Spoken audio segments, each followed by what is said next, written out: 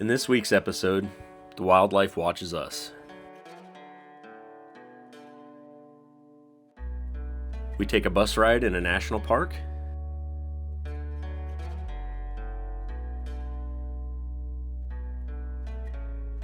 And we take an epic hike that takes us underneath a waterfall.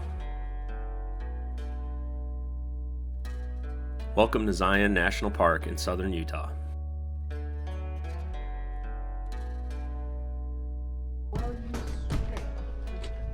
We've spent the last few days visiting and hiking in Bryce Canyon National Park, as well as finding not so popular hikes in the Orderville and Kanab, Utah area. But today we're visiting Zion National Park for the first time, a park that we've looked forward to for a long time.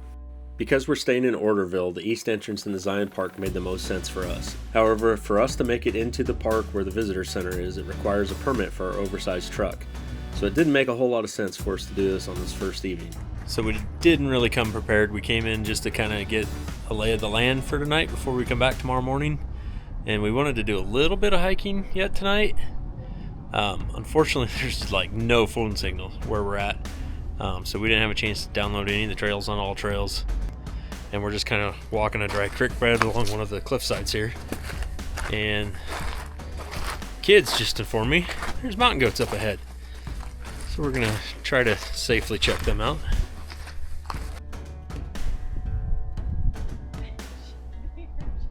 Yeah, they don't like the dog.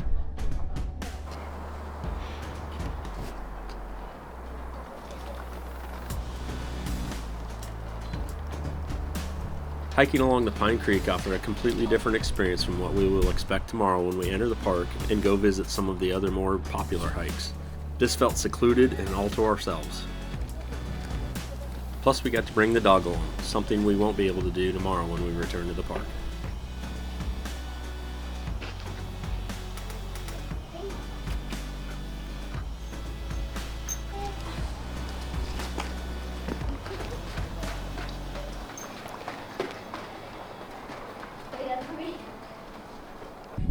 One of the things I love about being down in here, and we were in another spot earlier today where I thought the same thing, it is so quiet. I mean, you hear nothing but the wind. And if there's no wind, you hear absolutely nothing. It is incredible how quiet it is.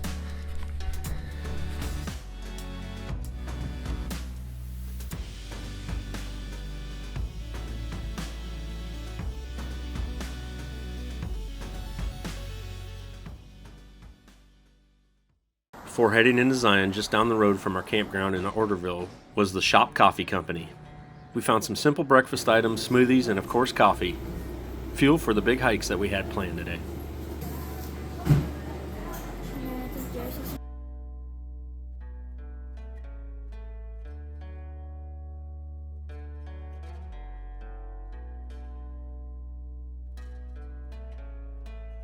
Oh, and Lady even got a pup cup too. A nice little treat before we had to leave her for the day. So before we visited Zion, we did a lot of planning and research to make sure that we knew everything going into it so that we could have the best experience possible. One of those things that we found was that we would need a permit for our F-450 to be able to go through the tunnels at the east entrance.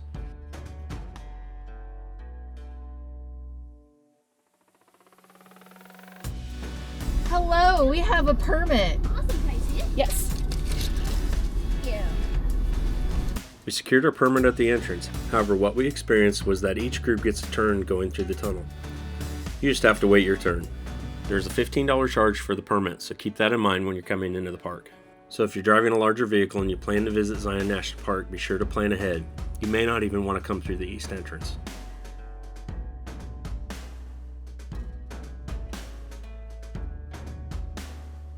As soon as you exit the tunnel into the national park, you're blown away by the views. So if you're driving, be sure to pay attention to the road. It's hard not to get distracted.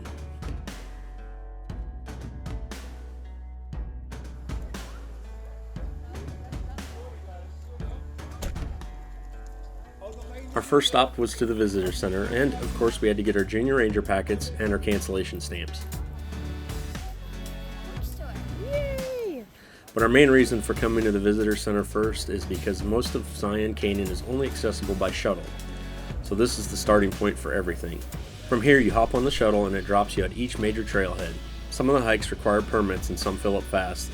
So again, it's good to research and be prepared before you visit. Because we only have a day in the park, we didn't plan to do any of the major hikes that require permits. We'll save that for another trip when we can spend a significant amount of time at Zion. We're driving in, so might as well enjoy, right? We took the shuttle out to the Riverside Walk, which is the end of the road. This leads to the start of the Narrows. Even if you're not hiking deep into the Narrows, this walk alone is absolutely worth it. All right, first hike of the morning, we're gonna do the Narrows Trail up to the Narrows, or to the river. This is shuttle stop number 9, last one on the trail if you ride the shuttle up here, which certain times of year, that's your only option. You get incredible canyon views and the river right alongside you the entire way.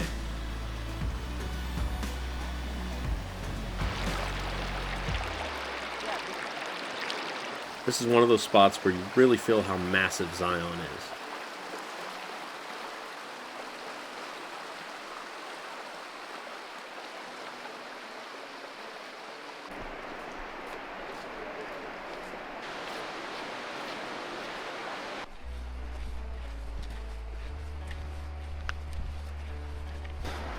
So this is a 2.2 mile round trip hike.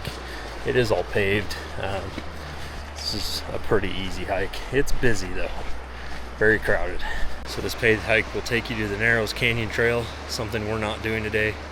Not really prepared for that yet. Have you hiked the Narrows? What was your experience like? We'd love to hear from you. Please leave a comment and tell us more about it. It's something that we plan to do in the future. See how waterproof there? And standing at the start of the Narrows, you can see why it's such a bucket list hike.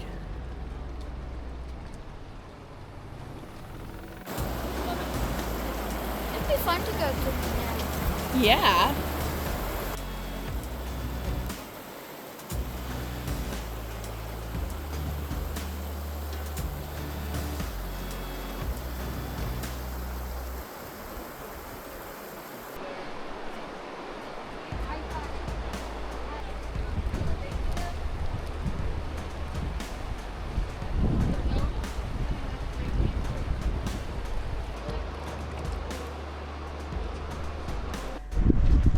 So something new on this trip, we have decided to do camel packs.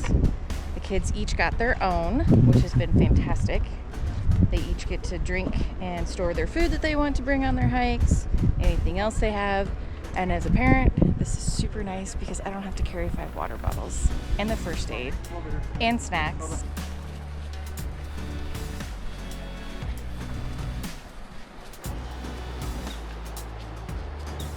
From bus stop number 9, we headed to stop number 6, known as the Grotto.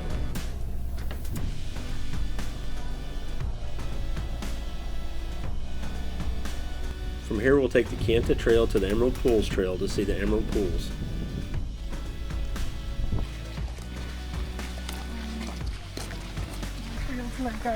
So this trail is at shuttle stop number 6. It's the same stop as the Angel's Landing Trail.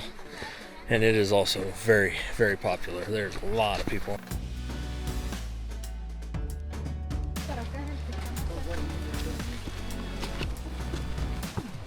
The Kanta Trail takes you along the Virgin River up on the canyon walls. While it sometimes feels you're right on the edge and you could fall right off, it's made for incredible views of the park looking southward down the river. Alright, we're doing another 2-mile round trip hike. This time it's the Emerald Pools. A lot more strenuous so far. But the views are spectacular.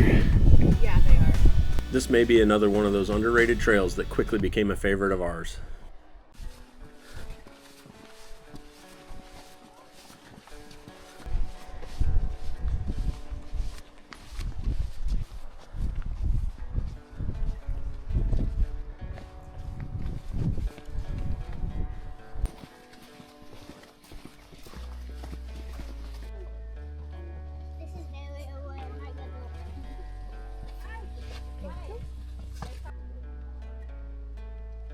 Be prepared for crowds on these trails and expect to have to stop and wait for others to pass through in some areas.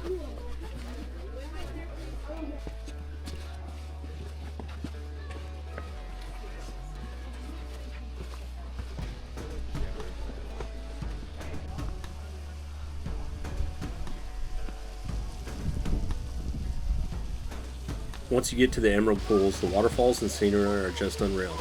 It made for a nice place to take a break and cool down from the long hike before heading back.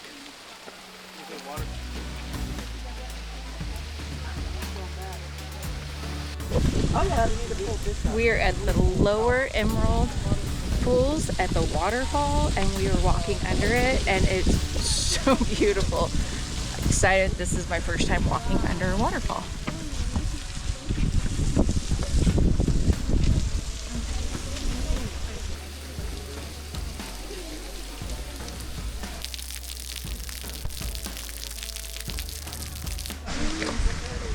So we're continuing to walk around the curve under the waterfall, and there should be a path that goes to the Zion Lodge. Fortunately, it is damaged and you cannot go that way, so we'll have to turn back and go the rest of the way back to stop 6 at Grotto Trail. We absolutely loved our time in Zion, even though it was only a day and a half. Between wildlife encounters, waterfalls, and those canyon views, this park really delivers. I think Zion is a place you could come back to over and over and have a completely different experience each time. If you've been to Zion National Park, what's your favorite thing to do here? So I think we decided we could totally come back here again and see so much more of the park. We did half of the day yesterday, we've almost done a full day today, and really enjoyed the hikes that we've been on. They were fantastic, but our legs are shot, we're tired, and we're ready. And it's before 4:30, which means we get to go through the tunnel now, and we don't have to go all the way around the outside of the parkway.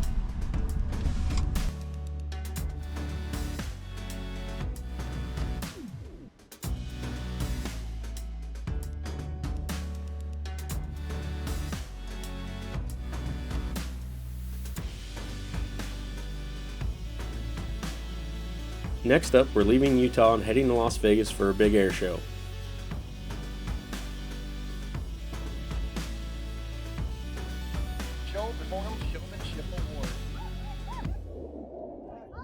And well, that stop doesn't quite go as planned. We hope you'll join us as Murphy's Odyssey continues.